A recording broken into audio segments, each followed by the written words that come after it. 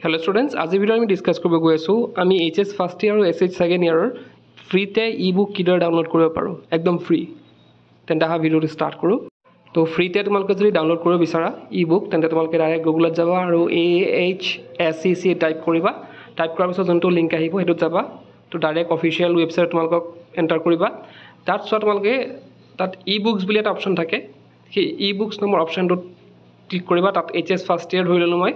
HS first year কিতাপখিনি চাম তো এইচএস ফাৰ্ষ্ট ইয়াৰ চোৱা এই কিতাপখিনি তোমালোকে ইয়াত পাবা কিদৰে ডাউনলোড কৰিব লাগিব হেতু দেখাম কিন্তু এইখিনি কিতাপ তোমালোকে ইয়াত পাই যাবা এতিয়া মই ধৰিছো এইখিনি এইচএস ফাৰ্ষ্ট ইয়াৰ হ'ল এতিয়া এইচএস সেকেন্ড ইয়াৰ কিদৰে ডাউনলোড কৰিবা চোৱা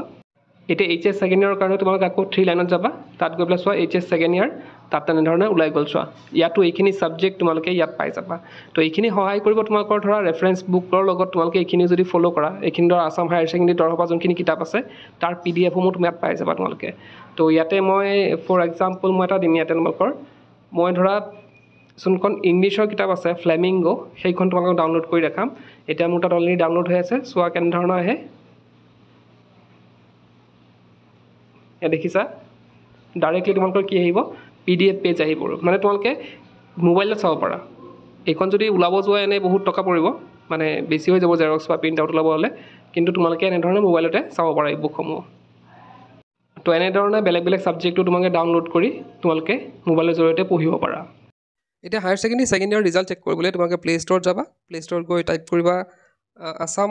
12 ৰিজাল্ট 2024 তো টাইপ কৰিলো তাৰ পিছতে আমাৰ যোনটো ফাৰ্স্ট এপ্লিকেশন আছে 10 to 12 board result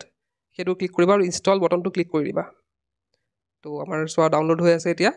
তো ডাউনলোড হোৱাৰ পিছতে আমি কি কৰিম তাক ওপেন কৰিম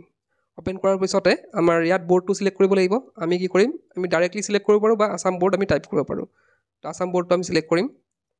তো আসাম বোৰ্ডটো সিলেক্ট কৰাৰ পিছত ক্লাস 12 সিলেক্ট কৰিব লাগিব